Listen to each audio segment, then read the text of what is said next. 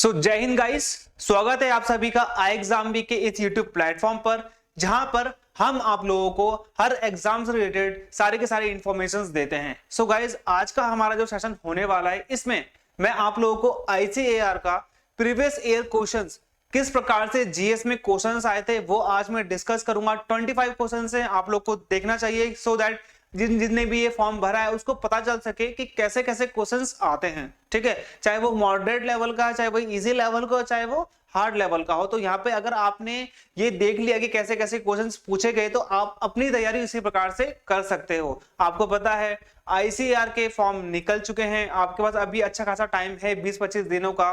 तो आप यहाँ पे क्या कर सकते हो, उस फॉर्म को भर सकते हो और अपनी तैयारी को आगे बढ़ा सकते हो। सो गाइज, आज के इस सेशन में हम लोग डिस्कस करेंगे पर्टिकुलरली कि किस किस प्रकार से यहाँ पे क्वेश्चंस पूछे गए थे। तो यहाँ पे पहला क्वेश्चन देख लीजिए, Which one among the following was the Harappan trading station. पहली बात तो हड़प्पन कल्चर क्या है? Harappan culture is basically what the Indus valley civilization. अब इंडस वैली सिविलाइजेशन में ना पर्टिकुलरली हुआ क्या था कि इंडस वैली सिविलाइजेशन में पहला जो सिटी खोजा गया था दैट इज हड़प्पा, इसलिए उसको हम हड़प्पन सिविलाइजेशन भी कहते हैं। तो यहाँ पे द आंसर इज लोथल। अब लोथल ना क्या थी? पोर्ट सिटी थी। अब पोर्ट सिटी होने के कारण यहाँ पे क्या होगा, पर्टिकुलरली आपको क्या मिलेगा? ट्रेडिंग देखने को मिलेगी। इसलिए यहाँ पे एकमात्र ट्रेडिंग स्टेशन क्या था? लोथल था। ओके, कालीबंगन भी है। कालीबंगन का मतलब होता है काली चूड़ियां। ठीक है, यहाँ पे चूड़ियों का कारखाना भी था। Okay, Which one of the following recorded the transformation of King Ashoka after the Kalinga War? आपको ये पता है जो राजा अशोक थे, अशोक महान मौर्यन डायनेस्टी के, उन्होंने एक युद्ध लड़ा, एक वॉर लड़ी 261 बीसी में, 261 बीसी में। और इसको लड़ने के बाद उनमें अंदर चेंज आ गया, ट्रांसफॉर्मेशन आ गया। उन्होंने इतना खून देखा कि उन्होंने बोला कि मैं अब लड़ाई नहीं करूंगा, युद्ध नहीं करूंगा, अब मैं क्या करूंगा? बुद्धिज्म को फॉलो करूंगा।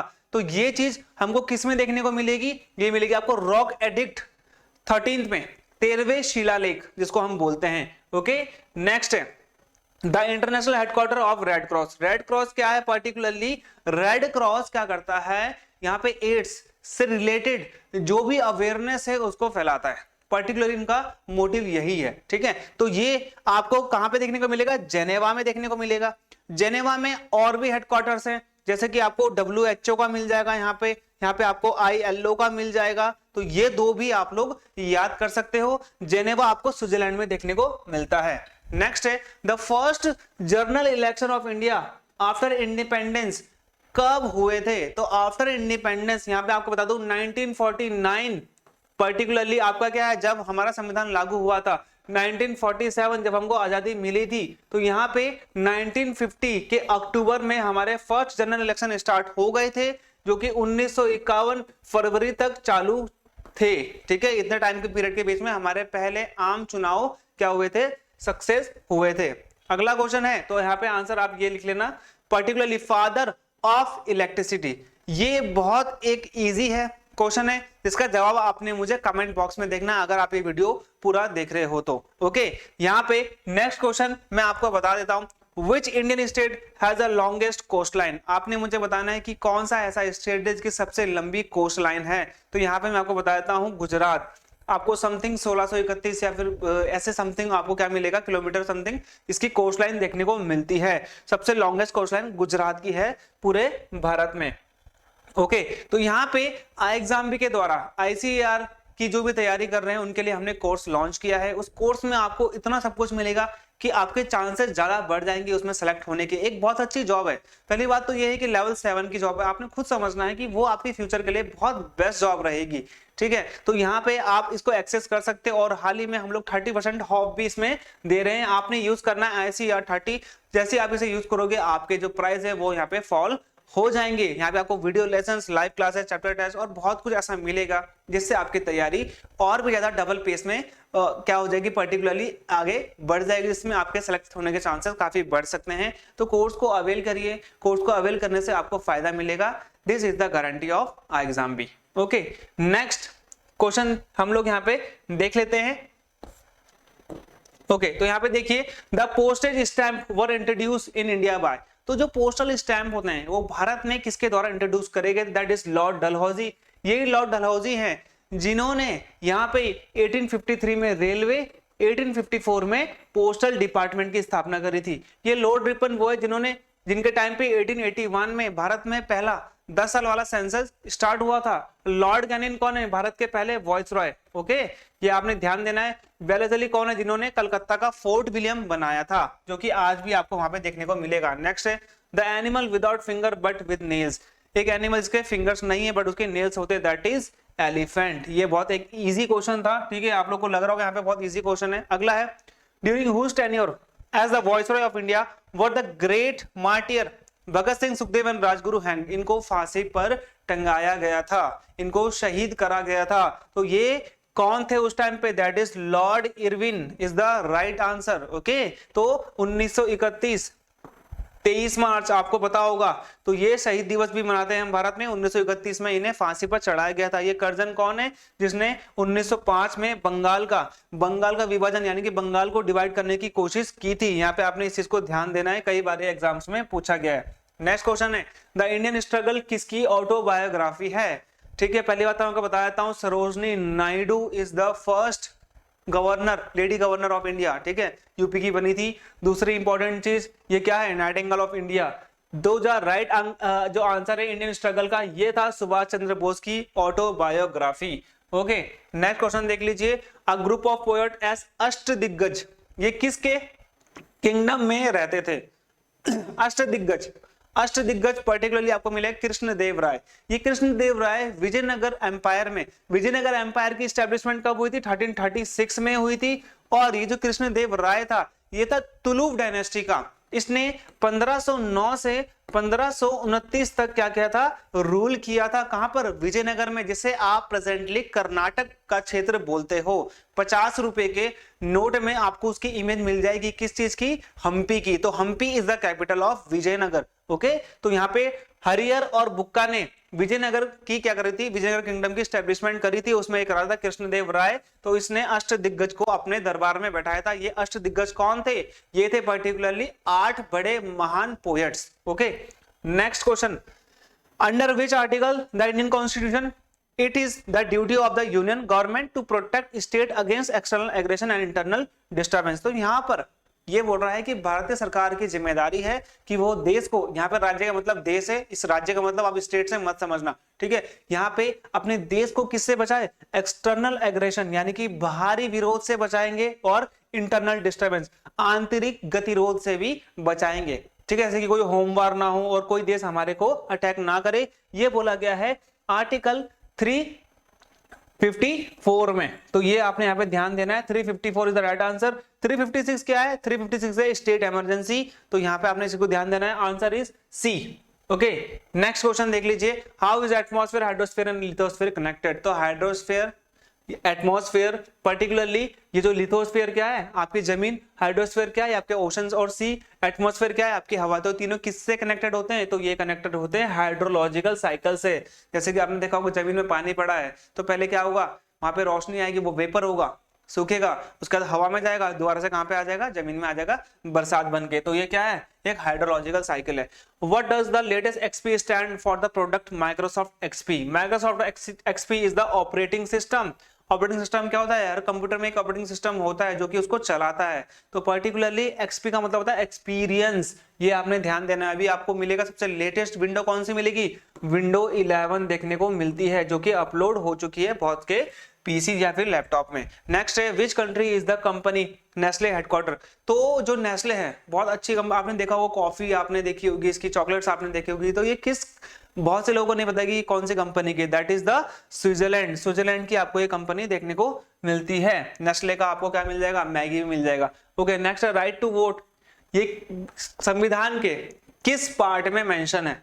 ठीक है, तो ये संविधान के इलेक्शन, जो कि आर्टिकल क्या है? 324 में गिवन है राइट टू वोट की हर 18 साल से ऊपर के व्यक्ति को मत यानी कि वोट देने का अधिकार है। अपने पसंद के किसी भी रिप्रेजेंटेटिव को वो चुन सकता है।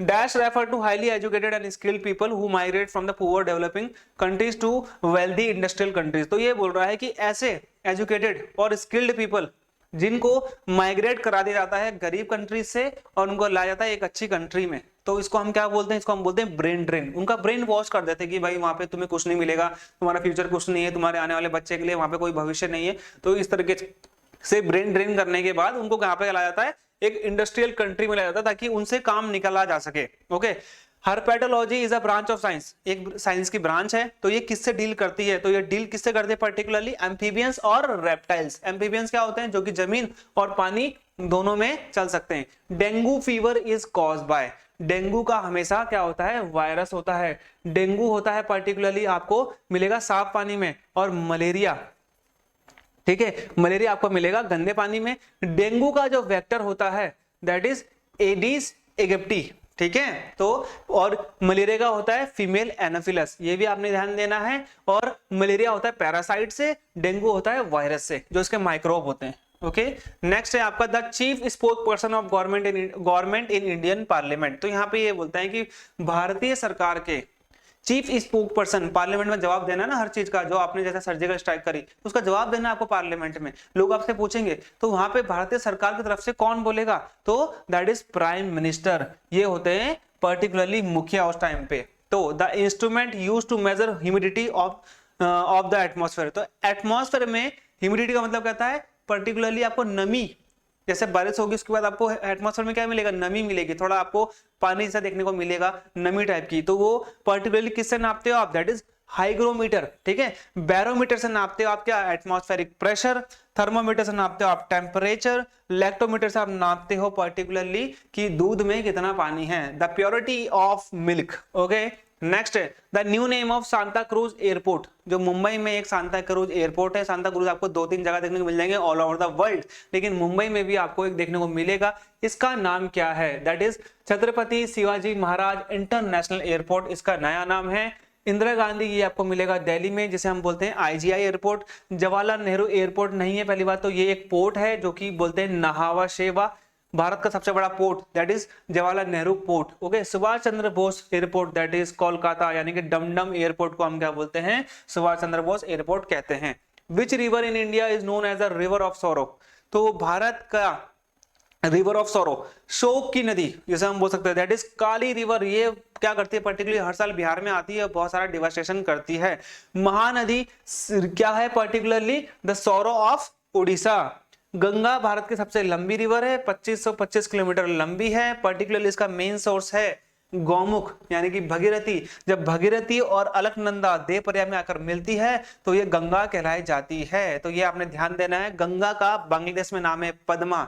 ओके, यमुना रिवर क्या है, यमुना मिलती है गंगा से कहां पे, इलाहाबाद में। यमुना निकलती है यमुनोत्री से, जो कि उत्तरकाशी में है। Particularly Yamuna is the longest tributary of India, जो कि गंगा की है, और ये प्रयागराज में आकर गंगा से मिल जाती है।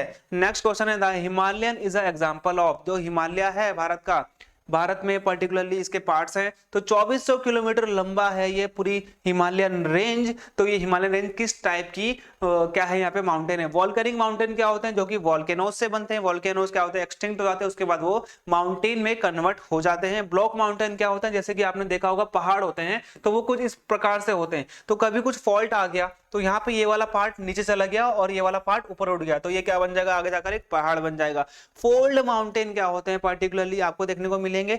कभी कभार क्या होता है, जो जमीन के नीचे टेक्टोनिक प्लेट्स होती हैं वो आपस में टकरा जाती हैं, तो जब टकरा जाएंगी तो ऊपर की जमीन क्या हो जाएंगी, उड़ जाएंगी, तो ये क्या बन जाएगा, एक तरीके से पहाड़ बन जाएगा, that is fold mountain.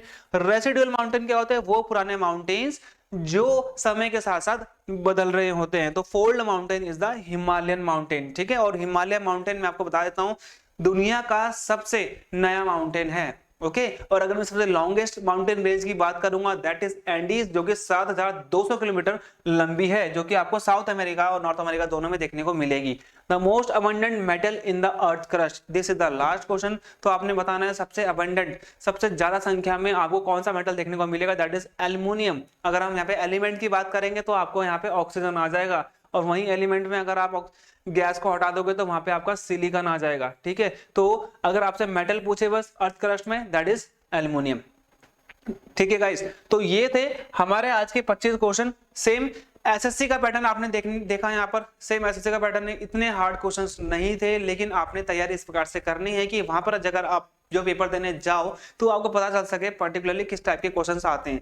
These are just for you, ताकि आपको हेल्प मिल सके, आपको पता चल सके कैसे कैसे क्वेश्चंस आते हैं। इसी प्रकार से आपके लिए क्वेश्चन मैं लाता रहूंगा। तब तक के लिए जय हिंद।